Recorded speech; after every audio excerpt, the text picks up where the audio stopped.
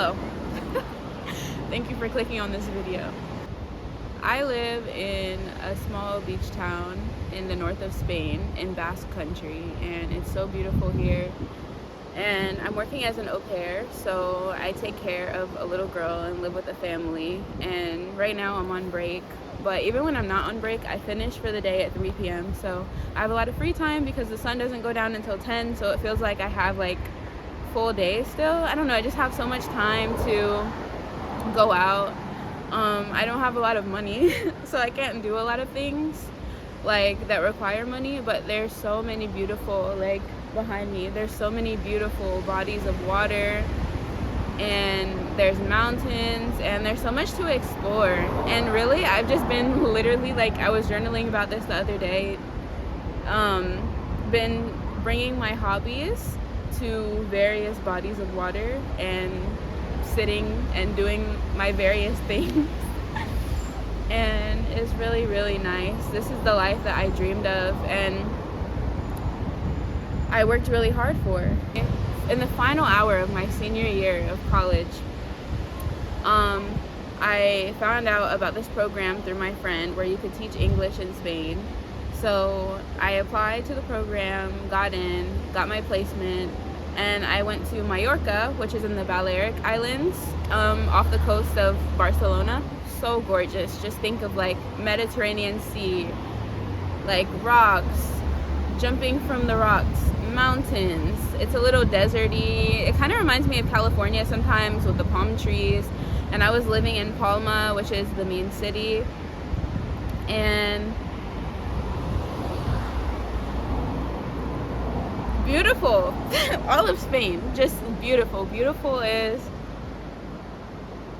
the one word that I would use to describe it. And I feel like beautiful is so overused, but if I had to put like the definition of beautiful, I would put Spain and how it looks and just the culture. Like all of the things that you see maybe on social media or TV are true. Like you go outside at 2 p.m. and you see people drinking coffee, drinking wine, or people actually take naps in the middle of the day. Like a lot of people in their workday actually have a 2-hour break in the middle of the day where they can go home and take a nap. So the siesta time is a thing. People are just relaxing, enjoying. People have dinner later at night. Like even on a weeknight, it kind of gives the same vibe as a weekend. I mean, people go to bed a little bit earlier because on the weekends people stay out literally all night. But the culture is really nice and relaxed, and you can go to the park and there will be guaranteed some guy like strumming a guitar. There's a lot of free events, there's a lot of third spaces, and just a lot of impromptu get-togethers. Like nothing is super planned far in advance. And that was really, really refreshing to me. Really, really refreshing. Coming from a culture where like everything is super scheduled, and if you want to see your friends, you have to like plan it at least 2 weeks out, and that's like the minimum, sometimes months. And it's just like everything is so short because everyone is so busy. And people do complain that Spain contributes, I think, like they're one of the lower contributors to the European Union in terms of finances. And people call Spaniards lazy, at least in the south of Spain. They do call Spaniards lazy. But I don't think this is lazy. This is just literally enjoying your life. Because, I mean, people still work here. They just take a little nap in the middle of the day. And it's like, a lot of times, nobody is working all the way from like 9 to 5. Anyways. Not that I've worked a 9 to 5 yet. But it took me, I would say, like at least 6 months for me to like actually relax without feeling like I needed to do something, when the whole point of this year was for me to relax. Like I expected there, or I wanted there to be a natural progression where I took a deep breath, I relaxed, I allowed myself to enjoy life, and then I slowly got inspired to do something, because I was feeling kind of lost post-grad and like not 100% sure what I wanted to do. I still feel that way a little bit, even though I have more of an idea now.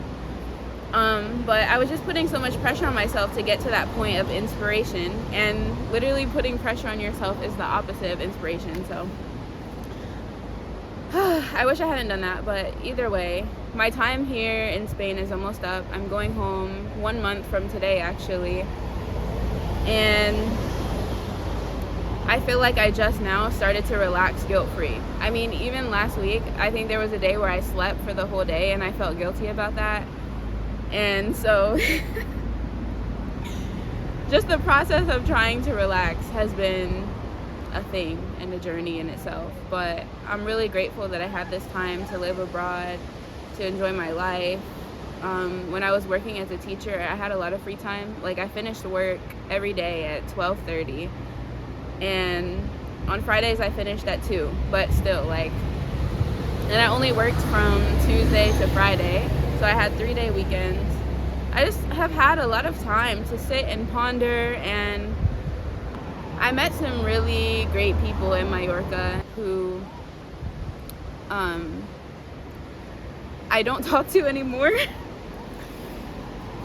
And that's like a whole other thing. But one of them, who was my closest friend while I was there, we would just sit and talk, and we're both very like introspective and reflective people who are like trying to overcome things and hold ourselves to a high standard when it comes to personal development and the type of people that we want to be. And so we were able to have a lot of really impactful conversations that changed the way that I view the world and the way that I view my life and myself.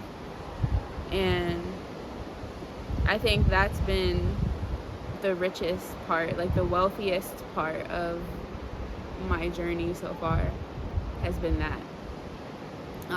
The amount of reflection and learning that I've had internally and the personal growth. I got selected for a really prestigious award. So I'm basically getting a grant to, oh, the wind, don't fall over. Oh, it didn't fall. I got a grant to go to Costa Rica and teach English, or be an assistant English teacher at a university. And what? I mean, I remember around the time that I was looking at opportunities to go abroad when I applied to the program that I came to teach in Spain with. This is crazy. I went to the study abroad office. I saw a promotion for an upcoming information session about the program. So I went to the information session, and I just remember feeling like, wow, everyone in here is really smart and really accomplished. They had like a bunch of alum from the program in the room. They had just done amazing things and were so cool, but also super humble. And I felt like everyone there had a depth to them that was really special. I felt like I belonged. I remember feeling like I belonged, like I can see myself there. And everyone, when afterwards there was like a mingling, networking session or whatever, and I'm a little shy when it comes to those things, but I did talk to some people. And I just felt like everyone, or all of the alum, were looking at me like, yeah, this girl is going to be in Fulbright. And I didn't want to get ahead of myself because the program is really competitive, but I ended up getting selected, and that's just so crazy. I don't want to teach long term, or at least being an English teacher. I don't think that's my passion. I'm going to wait for this to...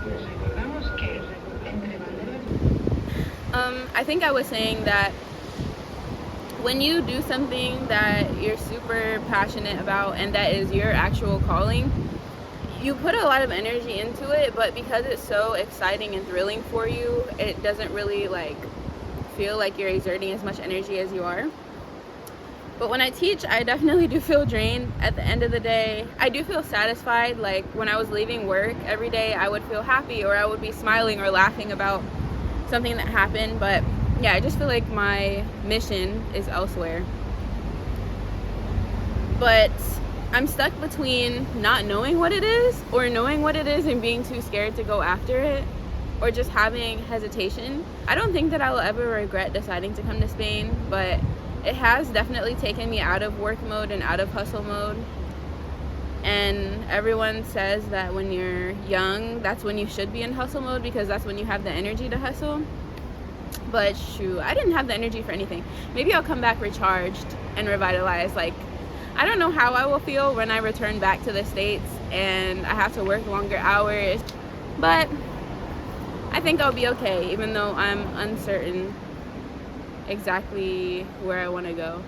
In Spain, I've just been doing a lot of contemplating, a lot of journaling. I've been thinking about how far I've come in life, all the things that I've accomplished. I saw this quote on Pinterest, and it was like, I'm not all the things that I want to be, but I'm everything I wanted to be 2 years ago. And for that, I'm proud of myself and grateful.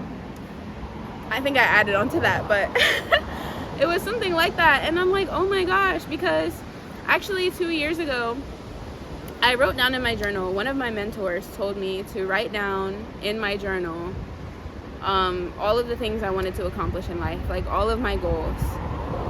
And the first thing that I wrote down was that after graduating college, I want to live in Spain for a year. And I totally forgot about that. I just came across this program because I was fumbling. I was about to graduate college, and I was like, what do I do? And then my friend told me that she went to Spain, and I was like, okay, I'm going to Spain. And I didn't even connect the dots until I was already, like, I had already been accepted here, and I was looking back at my journal, and I was like, oh my gosh, I said I wanted to live in Spain. What the actual oh my gosh. So anyways, I'm everything that I wanted to be 2 years ago, 3 years ago, 5 years ago. I mean, my life has turned out so beautifully. Look at where I am. Like, I'm from Waldorf, Maryland. And this is where I am. I never thought that I would be here. I would see pictures and videos. Like, my background looks like the freaking TVs at Costco, like the showcases they have on the TVs at Costco. And I'm just in so much disbelief. And I've made so many fun memories and met so many cool people from all over the world. Man, I'm so grateful. So grateful. Yeah, I think in 2 more years, I hope to be shocked and totally surprised with myself and where I am and what my life looks like. I think actually my last time uploading on YouTube, besides my most recent upload, was 2 years ago. And I think during that time, I was really struggling with brain fog. I think that video was actually about me not being able to get off of my phone. That's why I started recording. And now I've been off of social media for 7 months. I deleted it in late January, so 6 months I've been off social media. And as of right now, I don't have any plans to go back. I might, but I'm just on Pinterest, YouTube, and Substack for right now. I'm disconnected from what everybody else is doing today, and political chatter, and just like stressful things. It's just like la-di-da-di-da, like and that's been really nice. My mental health has improved a lot because of it. I feel like I can hear my own thoughts and not just everyone else's. And yeah, there's so many ways I've grown, too many to name. But another last thing that I wanted to share, I guess, is that my independence has skyrocketed. And I talked about it in a recent Substack article. You should check out my Substack, because I'm just like sharing more of my, I think that's where I share, I don't know. Anyways, go look at my Substack. It's cool. It's more of my thoughts and my life. But yeah, I wrote an article about the biggest lesson I learned since being abroad, and that is how to lean on myself. And a year ago, I hated the idea that at the end of the day, like, the only person that I could count on in this, or at least in this moment in my life, the only person I can really truly count on is me, because I'm here abroad alone, and I did make friends, but I felt like the friends that I had didn't really like support me and hold me. It was like when I had to go to the hospital, I went by myself, you know? That was really hard and painful, but it also literally forced me to stand on my own 2 feet. And now that I know that I'm capable of standing on my own 2 feet, it's like, oh, I'm gonna be okay. Like, I don't have to wait for someone else to save me when I can save myself. So something that devastated me a year ago is like now like making me happy. Like, I'm joyful in knowing that I'm gonna be okay, not only because I have myself, but because I have God. And God has really filled in the gaps for me in so many ways, like ways that I got lucky, you know? Yeah, I mean, of course, living in a place, I speak the language but not fluently, having to find an apartment, fill out government documents, go to government appointments, and adjusting. So I'm really proud of myself. I'm happy that I made it. I was pushed out of my comfort zone in so many ways. One of my greatest friends, I actually made 2 really great friends like towards the end of my time in Mallorca, and then we all went our separate ways. It was really sad, but the last month of my time there, shout out to Leanne and Gabby, like they really held me in a way that I was craving to be held. And I think that if I had them, I probably would have leaned too much and I wouldn't have learned to stand on my own. So I understand why I met them towards the end. And it was just kind of like a nice reminder that like you can have people who show up for you fully and, I don't know, just like lean in close, you know? There was this one day where we swam this long distance for me. It was like maybe 2 swimming pools length, or yeah, something like that. And then we jumped from this high up rock, and it was so scary. I was the last one to go, and the only reason I went is because Gabby, my other friend, went before me, and she was really scared too, but she was like, oh, it wasn't that bad. And I went, and it was that bad, because I got that dip in my stomach when I dropped. It like I was in the air for a while, and also people were like cheering for us. They were like chanting our names and stuff, and that was really cool. Like people, it was like there was like a stadium of people cheering for us, like watching from the other rocks. It was super cool. If I can put a video, I will. But I jumped from the rocks, and there was no way back walking because I didn't have shoes and the rocks were super sharp. So we had to swim back, and that moment was like spiritual for me because I feel like it represented all of the scary stuff that I've had to face and that I overcame, that I did. I didn't think I could do it. I was forced to do it, so I did it. And I feel really good. I feel more confident in myself. I just feel really happy. I feel like I'm in a good place, and I'm grateful for that. So that's a little bit about what my time in Spain has been like. I feel like this video was a little bit disorganized, but I hope that you enjoyed it, that you got something from it, and yeah, thank you for listening and for being here with me. Bye bye.